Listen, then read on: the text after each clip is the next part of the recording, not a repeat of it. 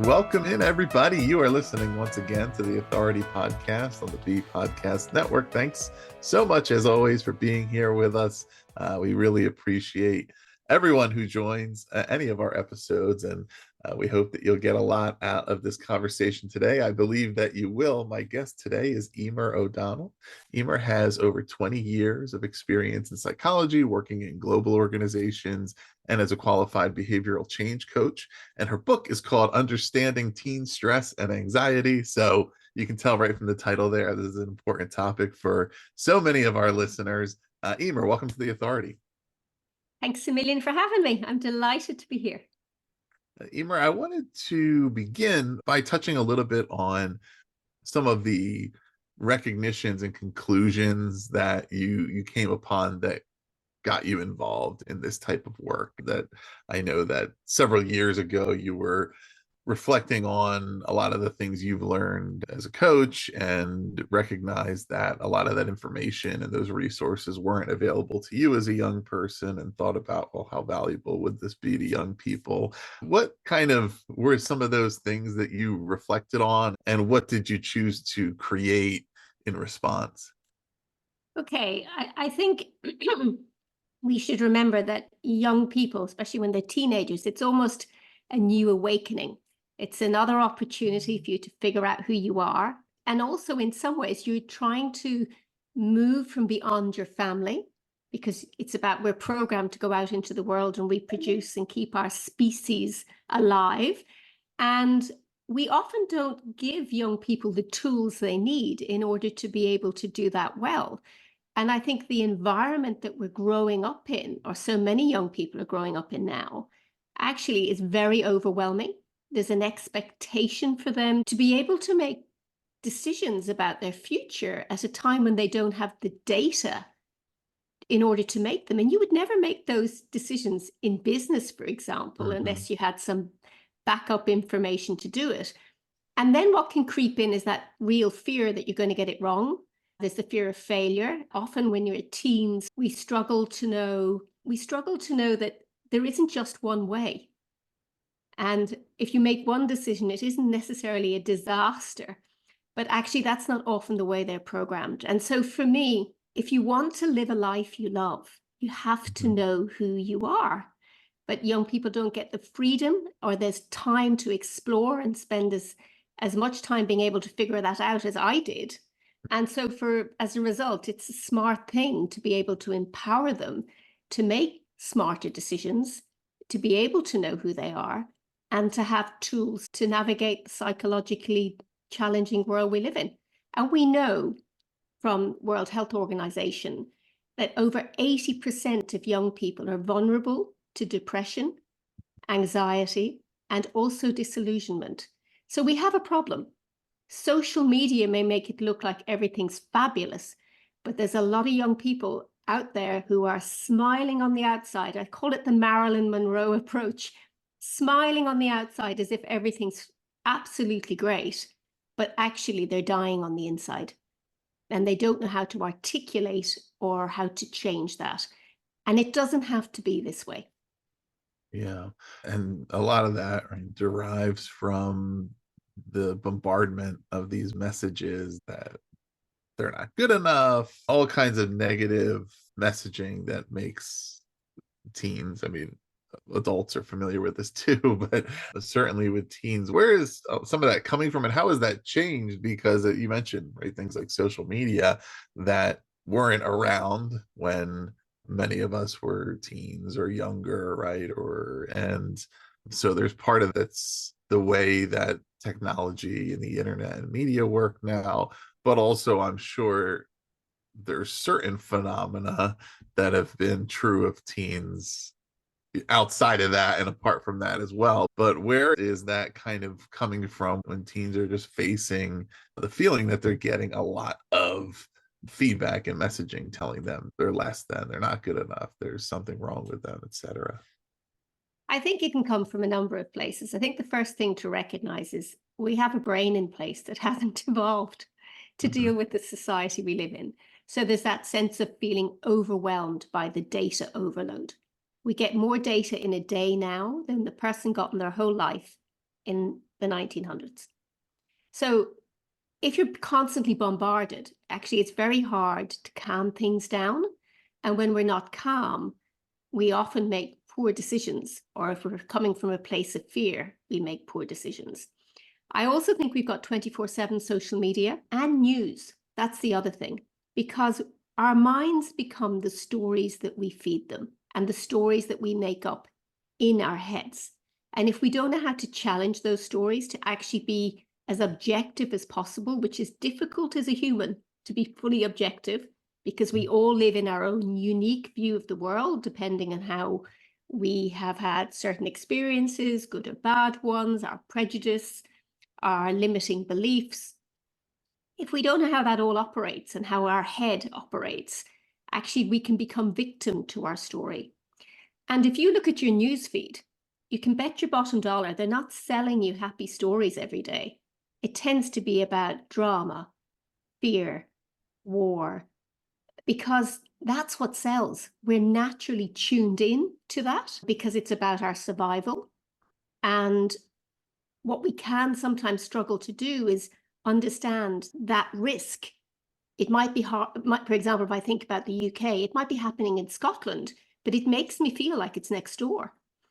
And so what we're having is a drip effect of stress and anxiety being delivered to us, often unconsciously. And as a result of that, then we wear our bodies out because they're not designed for that. They're designed for a one hit of stress if you meet a tiger in the jungle. But you're not designed to be taking stress in every day, and it affects immune systems. I think there's also a massive pressure on families to have X, Y, and Z. You know, if you don't have this, then you've failed. If you don't have this particular house or this particular car, I think there's a lot of deregulation in terms of work at the moment, where people may not have the security that they would have had in the past in their jobs. And that pressure is absorbed by adults.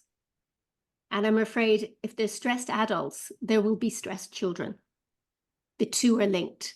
And if you think about schools, often their focus is massively on performance and grades rather than well-being, which actually underpins long-term ability to perform. And so teachers are stressed because they know that they're being marked on how well their students do. And so taking the time to connect is being lost. And I believe that we're social animals, we're born for connection. And even though we are connected digitally, we're becoming disconnected in terms of how we communicate, in terms of our communities. And actually, that's where we thrive most, because we're all so busy running around, chasing this, that, and the other outside us to feel complete, that we're losing that inner sense of knowing that actually we control how we feel. But if you don't know how all that works, Right. that can feel like you're banging yourself off your head off a brick wall. You had referenced earlier about the difficulty of making decisions and being able to plan for the future or even short-term decisions until you know who you are. And that also seems to be sort of, there's a source of identity confusion from social media, from the internet, right? When it first started years ago, it was more of just another place to kind of share things that you were doing. Now, as it's evolved, it's become acknowledged and recognized that people create unique identities online to who they are in real life. Now, adults, many of whom are doing this knowingly, cognizantly, and that's a strategy for, okay, well, I have my persona on this platform, but it's different from who I am in real life, and they're able to separate that, right? But sometimes not. Sometimes those lines get blurred. But for a teenager whose brain, and we'll get into this, is not fully developed, who maybe isn't, who has grown up natively with these channels, so they haven't necessarily ever thought about the separation between real life and these online identities, right? And also they're feeling all these various social pressures, and seeing how other people are representing themselves in this glorious way, right? And feeling as though, oh my gosh, I'm not measuring up, that it would make it even harder to figure out, who am I? What do I stand for? What do I believe in? What's core to me, when you're trying to manage not only the development of your own self and sense of self, but multiple identities. Absolutely. I mean, you're absolutely right. I mean, when I was growing up, I only had to worry about my immediate group of friends, whoever I went to school with. I did not have to compare myself against the whole world. Right. And equally, I saw my friends, so I could see the truth, you know? And even if they pretended everything was right, we have an ability to connect, to understand that maybe something isn't quite right. Whereas I think the pressure now for young people to show up and smile every day and say everything is fabulous. And I mean, I'm not being funny, that's exhausting, Hmm. because that's not life. That's not the human condition. You know, we do go on a roller coaster. There are ups and downs. And I absolutely believe, unless we can get back to living in truth and being able to challenge our stories, and unless we can get back to being able to sit down and talk to each other about what's really going on, we're just going to live in a world of illusion, because we really need to know. I mean, soon, kind of social media and the world of media, we're going to be so tuned into it. If we cannot identify what's true, and certainly with AI coming along, I mean, it's amazing what they can do with that stuff, that Hmm. even the naked eye can't figure out whether it's true or not.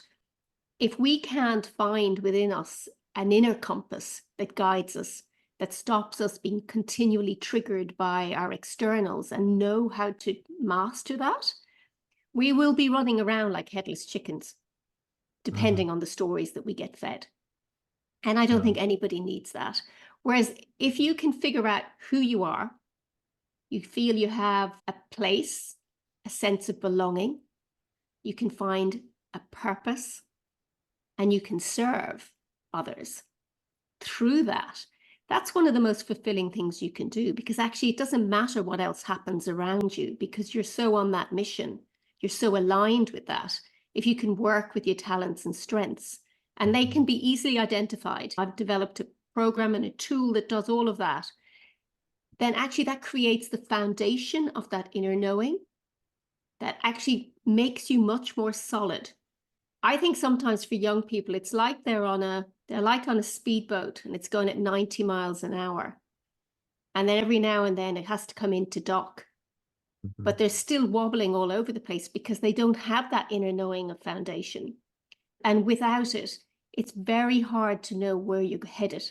It's like getting into Oh. the car, but you don't know where to go. So development, right, has both the nature and nurture element, right? So we have our environment and socialization. We also have biology, and I think there's some things to talk about as far as what's going on in the teenage brain that some adults may be missing, or may kind of know about, at least intellectually, but not necessarily know what to do about it, right? Like, and whether they're educators, parents, they may have a high level of awareness about the social pressures on teens. Again, not always having the answer to them, but kind of know what's happening. But also being able to match that up with the fact that we now know that the brain is not fully developed at 16, 18, 21. It's more like 25, right? So, but okay, even if I know this, what am I supposed to do with that information when I'm raising a teenager, or I'm trying to help them navigate these situations? So, what are some of these things that are going on in the brain at these stages of development that we need to grasp, and then be able to kind of hold on to it, so that we can move to these next steps of trying to foster positive relationships, make a positive difference, and so on. Okay, so I think the first thing, we just have to imagine the teenage brain is a major construction site. Mm. You know, the place that can really help us in terms of managing our emotions, being able to self regulate, developing self-awareness, having a sense of reason is all in the front of the brain. And actually, that's the last place that the construction site finishes the job. And so a lot of young people are stuck in their limbic brain, which is all about kind of being stuck in your emotions. But if you can't help manage those or control them, you do feel like you're on that wobbly boat, which I talked about earlier. We also know that with young people that they don't handle stress very well. In fact, they feel stress much more intensely than an adult would. Mm-hmm. And also they can struggle to connect the dots. So if they're having a difficult relationship, it can feel like such a major thing to them. Whereas an adult will come to it and go, but it's obvious you shouldn't be hanging out with those people, or it's obvious that you could just say X, Y, and Z. They don't always see that. So what I always say to parents or anyone who works with young people, they may look like they're all grown up on the outside, but that's not necessarily how they're operating on the inside. And they may look confident on the outside, but they may not be feeling that inside too. We also know that their social group is so important to them. But if they're struggling with those social relationships with their friends, it can really feel devastating for them. Because remember, they're trying to leave the nurture of the home to find their place in the world, and if they don't find that social group or that group of friends that they feel aligned with, they can feel isolated. And that goes back to, I'm sure that's embedded in our DNA, back to the time we were out on the savannah. If you got slung out of the group, you were probably going to die. So I'm sure that's a memory that's embedded in all of us. And we all know what it's like, even as adults, if you're in work, if you're not fitting in, if you're not being accepted, it feels pretty lousy. And also to mention that relationships are one of the most fundamental things to support both our physical and mental health. So if they're not working, we really feel it as adults, but as a teen, you'll feel it even more. The other thing is that no brain is exactly the same. So some teens will have more self-control than others, but also they're primed to explore. So often they'll engage in a risk, and it's the thrill of the risk that's more exciting for them than worrying about the consequences of it. We also know if they hang out with their peers, that parts of their brain will light up more when they engage in those risky behaviors, because it's almost like it's a kind of an energy thing, I guess, but it's being able to show up, stand out. That's going on as well. I think also that they're very fragile in some ways because they're stuck in their emotions, and they find it really hard to regulate them. And so when they're throwing all their toys out of their pram, when you ask them a question, why in goodness name did you do that? They feel more than they think. So don't expect them to be able to answer that question, because sometimes they can't do it themselves. And I'm not being funny, but even as adults, we throw our toys out of the pram. And there's one thing I do say. When our children are babies and we first become parents, actually, they don't hold it against us if we don't do such a good job. And for me, during the teenage years, it's now your job. It's payback time, that you can sit with them in the struggle of the journey that they're going through.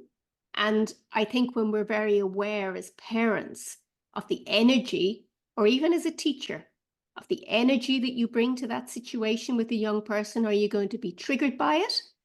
Are you able to sit with it and help them through it? That's what's super important, because if you bring anger and anger together, you get more anger.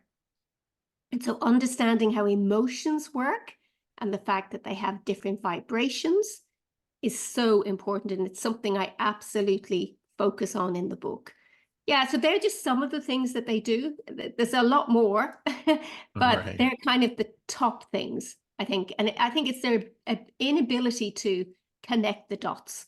And so another top tip I would give a parent or a teacher is work through stories with them, work through scenarios with them, so that when they find themselves in that place, they're not like a rabbit in the headlights. They've almost got some idea of how they potentially could behave, and empower them to come up with their own decisions. Because if you constantly helicopter parent them, where you do everything for them, you're going to disempower them, and you're not helping them develop those neural pathways in their brains to be able to make better decisions. Right. Yeah, and I think for obviously for a lot of people, it's easier said than done, right? The approach to a lot of this, particularly with the developing brain, and developing life experience of a teenager, has to work differently than even it may for an adult. But also there's things where, for example, you talk about stress and how acutely teens feel stress. And I think a lot of people would believe that your ability to develop tolerance and ability to manage stress is the same way that you build physical muscle, right?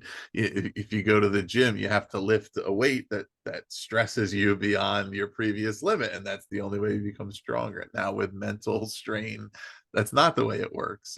As we become adults, sure, we have to expose ourselves to situations where we have to push ourselves a little further or go outside of our comfort zone to be able to expand our abilities. But piling on more stress to a brain that's already overcome by it is not productive.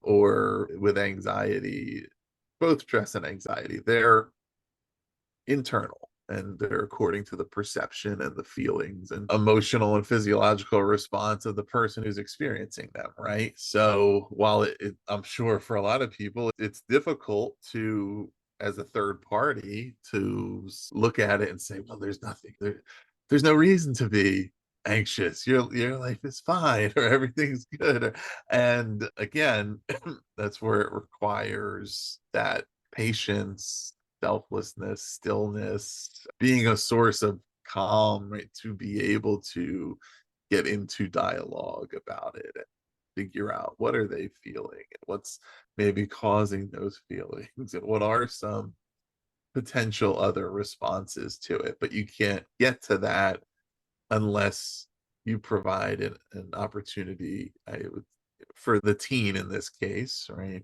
to go on that journey themselves. It doesn't work to just say, well, instead of feeling stressed about this, why don't you look at it this other way? No, I think what does help is understanding how stress is created. It's often an event, then we have a thought around it, then we have a belief around that, then it creates the emotion, and then it potentially creates the behavior. And knowing that if you can just adjust the belief so that you get to a better story that serves you better and potentially serves others around you better, then actually you feel like you have some level of empowerment and control. But if you don't even know how that works, it's just on automatic pilot. If you know that there are certain things you can do in terms of breathing or muscle tension or activating your vagus nerve and how to do that, drinking more water, all those simple things can help reduce the level of stress hormone in our bodies. I mean, first thing when we wake up in the morning, we have more stress hormone in our body. So actually drinking lots of water is a good thing. Putting music on first thing is a good thing. But I also think one thing that's super important, young people are very susceptible and really struggle with any form of criticism. Now, I know they're not perfect, but learning how to deliver that in a way that's acceptable is hugely important as a parent now. And so when I think about what I do with my work, there's key skills that I've developed. Active listening, how feedback works and how you deliver that to somebody else. Understanding how to be a better communicator. Understanding about empathy and how that works. These are top skills. Understanding what baggage am I bringing to the party? Because I've collected baggage along the way, and every parent, every teacher, every adult in a young person's life has their own baggage. And if you don't know what that is, you need to go on an exploration journey to find it. And that's what I've tried to do with the book. I really think that if we don't know what we bring to our relationships, because ultimately we are responsible for our behavior, and we're responsible for the relationships and quality of them that we have in our lives. And it all depends as whether we go in with massive judgment or curiosity. Yeah. And it's about boundaries too. So I think one of the most fundamental things in order to support a young person is the development of what I call the good adult. And we know from the research that the presence of a good adult in a young person's life, this is somebody who they feel they can come and talk to when they screw up, someone who's not going to judge them, someone they trust, someone who's not going to lose their temper with them. And because they're all going to make mistakes, because you only have to look back over your shoulder to know that you did as well. Only maybe nobody had the camera out when we were growing up. The presence of that good adult really helps with young people not suffering from depression, not suffering from self-harm, and reducing their anxiety and stress, and reducing their chance of suicide. Now, well, how do you become that good adult? You develop those skills. And any parent, I believe, needs an absolute upgrade in the tools they now have in their toolkit because of the environment we've created and we bring our children up in. One of the key things we do is that we feed back all the time. We have a human need to feed back. It's the second greatest need after our need to breathe. Every 3 hours, we can't help but give some feedback. And because we're hanging out with our children so much more, because they don't run around free, they don't often come out from school and can run off with their friends and be gone for hours in the way that I was allowed to, because so much of the more of their lives are being scheduled, because there's so much more work for parents to do where they can't just relax and know their kids are running around and they're going to come back at 6 o'clock for their dinner. That means we hang out with them more, so we're more likely to pick up on what they do wrong. We're more likely to tell them how to do it. And often I do it still, and I'm conscious of it. If you're not, if that's unconscious in how you behave, you almost create a kind of learned helplessness in a child, because they kind of think, what's the point? Because I'm never going to please you. I can never get anything right. And as parents, we can't help it. It doesn't mean we don't love our children, but the impact can be really detrimental. And I can tell you one other thing too that's super important. Every teen wants their parents to love them, full stop. How does a parent who loves their child, who is aware of the risk factors, I guess, that you described, certainly with respect to depression, perhaps severe depression. You mentioned obviously the risk of suicide, right? Like being aware of all these reasons why it is so critical to become that trusted adult. And yet, I guess I feel like those things also could contribute to some behaviors that would have the opposite effect, right?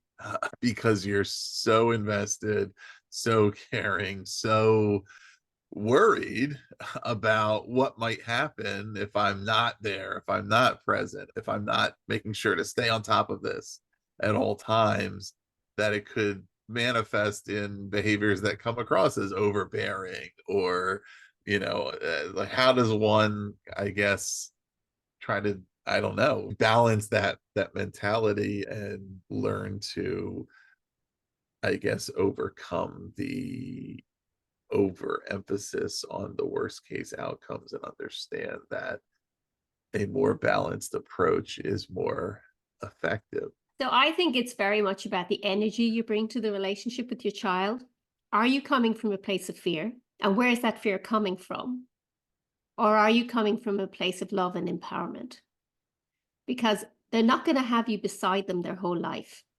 And the more that you can empower them to do things and know that they can do things, the more that you build their confidence, the more you empower them to have other experiences.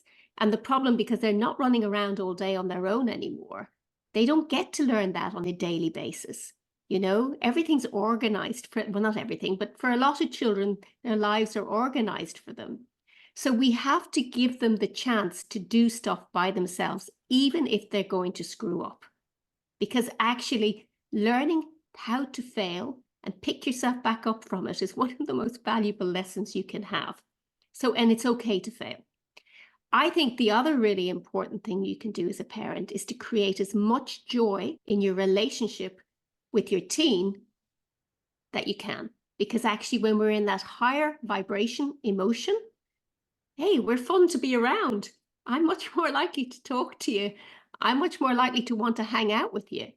But if you've got that grumpy face on every day that are giving me that scowling look that I'm just not meeting your expectations, I can tell you that young people beat themselves up 10 times more internally than you ever will. The other thing is, I always say to parents, do you think your child will ring you at 3 a.m. in the morning when they're at their lowest? Because that's what you've got to develop in them. And I also say to parents, who was the person when you were a teenager, when you were growing up, that you felt you could talk to? What was it about their behavior? What was it about their relationship with you? What was it about them that you felt you could open up and be yourself with? Because actually, if you can capture some of that in how you engage with your child and find that balance, don't get me wrong, I'm not about letting people run riot. There has to be boundaries. But when we become so overbearing about what we expect of them and how they need to do it, and they have to have this value exactly as ours, our values change over time. It's like if you say no to everything, then eventually they're just going to do it anyway. So it's thinking about, where am I coming from? And it's also, I believe it's really important, and this is why I do the work I do, is empowering your kid to know who they are. What are their talents and strengths? Because you can play to those. Where are their gaps? Because we all have gaps. For every strength, we have a gap. It's all a balancing act. And if you know what that gap is, then you can manage it. Where can you support your child to understand who they are so you can put them in a climate in which they can thrive? And remember to tell them there's no one else like them. And I have a quote at the beginning of my book, which I love. It's my 4-year-old son said it to me when I was backing into the drive one evening. And it came out of nowhere, as it often does with children. Yeah. He said, "It's all about love, Mum. You just have to fill your heart with love." He's had some other beauties too, like "I'm a lone Romeo with too many Juliets." So he's a master of quotes. But actually, I think when you really come from a place of love for your child Mhm. and realize that their journey, you're there to support their journey, not fulfill yours, that is so important. And Yeah. being aware of that when that's happening. And that's why there's another huge piece in the book of understanding we have all these unconscious biases. We all have these thinking habits. And if they're not raised to consciousness, then actually we just go around unconsciously, day in, day out, doing stuff and getting a different result from what we want. I think we have Right. over 200 unconscious biases. I think I've only listed about 30 or so in the book. Right. But if you don't know about them, really, if you don't know something, it controls you. If you have some awareness around it, then at least you can try and manage it. Yeah. How do those, are they contributing factors to the divide between us parents, what we want versus what we do? The fact that many parents can articulate the type of relationship they want to have with their child or the type of parent they want to be, but then it doesn't always match up to what they actually do in action. And not because they're inauthentic in what they say they want, but because sometimes it's, again, like, easier said than done. Sometimes it's hard to execute on it, particularly maybe if they, right, their models as far as their parents or were different from what they want to do, but also because of those unconscious factors that we don't even realize we're doing something that we would prefer to avoid. So for example, if don't take poor behavior personally, Mhm. don't make it about you. That's a prime example. Oh, they mustn't love me the way they behave like that. Look, they just can't help it most of the time. So don't make it your personal journey of how you're a victim in all of this. You're there as the adult in the room. You are more, you should be more equipped to be able to help them. So I think that's so just challenge your story is so important. I think another thing that's really important is that don't stop talking to them and trying to connect to them just because they grunt at you every time they come in the door. They want you to love them. And actually, you can say stuff to them and they may look like they couldn't care less, but you can bet your bottom dollar it's going in. I think another thing that's really important is that you mightn't like all their friends, but it's far better to have them in your house under your watchful eye than having them wandering around where they'll just go off and do all sorts of things and you've no idea what they're up to. So Right. make, if you possibly can, your home a place that your kids want to go to. And even if your own kid whinges and whines and moans about you, their friends quite like you. And it's not being Mr. Popular or Mrs. Popular. It's just about having that warm, welcoming place for kids to come and hang out.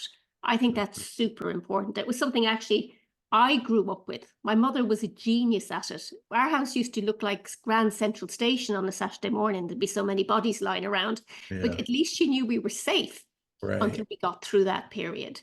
I think, yeah, I think we have things there where we make generalizations about things. I'm trying to think of one. Everybody knows it's like that. It's not. I think it's really important we delete things, we distort things. Nobody loves me. Really? Nobody? We can't help but do that stuff. And I think creating that awareness around our story and are we in our greatness? Am I showing up as my best self? Or am I showing up as a victim here? Also, be aware that we all have a bad day behavior. Uh-huh. Every single one of us have a bad day behavior, and be mindful of that. Some people they can be my way or the highway. I call that red bad day. We can have, I'm going to hide in the room and you're not going to have a clue what's going on in my mind, and I won't be open enough for you to come and ask. I feel like I can't. I've got to kind of go around on eggshells. So that's what I would call orange bad day behavior. And then there's green, which is I'm really super friendly, but nobody really knows what I want because I'm scared to say what it is that I need. What we know is that highly successful, and I really put a bracket around successful because I don't think of it in terms of how much money you have in the bank. It's people who are aligned with what they want to do. Right. The way that they communicate is that they can be really clear in what they need and they can communicate that in a way with empathy. So the other person at least feels they're heard and it's not dominating, because nobody likes to be dominated. Nobody likes to be told what to do all the time. And that might work when they're little, but they're coming to a point that you're going to have to adjust your parenting skills if you want to keep them on that journey with you. It's a learning for both sides, if you ask me. And it can be really hard to make that adjustment because you can say, oh, but they don't listen to me. What can I do? Well, be the person that you would want to hang out with in order for them to listen to you. Yeah. And I think when we empower, when we trust, when we encourage, and when we say, okay, they can screw up and you go, oh my God, why did you do that? Or could you say, okay, let's have a conversation around this. What was going through your head when this happened? What do you think you could do differently? Is there any way I can support you? That's a different kind of conversation, right? Be mindful of Yeah. what you're bringing to the relationship. And I think that's so important, really. Yeah. Emer, what would be your top advice to a parent who wants to reset their relationship with their teen? Anyone who is hearing what we're talking about here and recognizes this is not the type of relationship I have right now, or this is not consistent with the way I have things thus far, but this is what I want to do. Should they just change their behavior? Should they have more of a formal, explicit reset and discussion of that? How should they go about doing that, understanding of course that their child already has a certain perception and awareness of what they believe the relationship is, so it might not be so easy to just change everything without perhaps discussing some of the goals and aims around that. Okay. I think every situation's different. I think every child's different, and I think parents are different. We're all unique at the end of the day. So be mindful of that. I think it's important if you want to have a difficult conversation with someone that you can say to them, look, I'd really like to have a conversation with you. Can you find a time that would work for you? And I think it's going to benefit both of us. And then I would ask first and foremost, I want to talk about our relationship, but I want to know what you think about it first.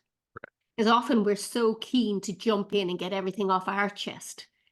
It's really important to hear what they have to say. And once you know what that other person has to say, and you give them the space and time to say it and don't interrupt, no matter how hard that is, you might not like what they have to say. It might be triggering you all over the place. Give them the time and space to be heard. And based on that, you have a better idea what the story is in their head.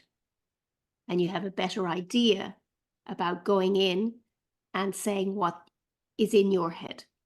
Don't go in, you do this, that, and the other. It's much better to say, our relationship makes me feel X. Make it about you in this instance, not about everything that they do wrong. I think that's super important. And then it's about exploring, what would you like? What can I do better? I know I'm not a perfect parent. And to be honest, I say that to my kids all the time. I say, oh, I've screwed up today. I'm really sorry. What can I do to make it up to you? I don't assume I can go out and buy them a present and give it to them and that's what they want. I always take the time to ask, what can I do? Because I am not perfect either. And when we have to pretend that we're perfect human beings, we're setting our children up to put them on a pedestal that's really hard to deliver on. When we can connect on a human level of my struggles, but I think the intention, set the intention of what you want. Go in with an open heart. And there is a structure there to start the dialogue, to hear what they have to say, even if you don't like it. And then I think it's about agreeing on one or two things that you can start off with, that you can both implement, and then there's a process of review. I think that's helpful. Yeah. Wonderful. Well, listeners, there's plenty to do here, and there's a lot more in the book. Once again, the book is called Understanding Teen Stress and Anxiety. It's available on Amazon. You can also learn more on Emer's website, teenreconnect.com. We'll put those links below so you can find those things directly. Emer, is there more things that you're working on or other things that listeners can check out? Yeah, I'm going to be working on another book. So I want that out by the end of the year. And it's about living in our truth and being able to find that truth so that actually we can go out and live lives like we want to, and with lots of tools and techniques for young people to be able to engage in that. So that's the seed that's in my head currently. And I also do my normal work, which is the 7Q Teen Reconnect formula, to take young people often from a negative cycle they're stuck in to a positive cycle. So I like doing that. I'm going to be doing some work in the US, developing some program around the book. So I'm pretty excited about that. Yeah, I see what comes, and I'm very open to, I think my greatest goal is to create more good adults in the world. I don't want to be the only person that does this work. I want other adults out there because they'll have a wider reach to young people.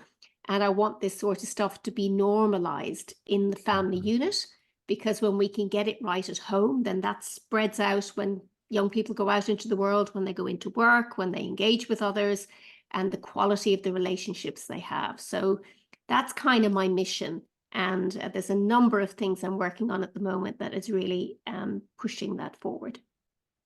Excellent. Well, yeah, listeners, you can connect and learn more about that below. Again, we'll put the links, or you can find the relevant websites there. Also, please do subscribe to The Authority if you're not already, for more in-depth author interviews like this one coming your way every week. Or visit bpodcast.network or bpodcastnetwork.com to learn about all of our now 40 plus shows in education Emer, thanks so much for being here. Thanks a million for having me.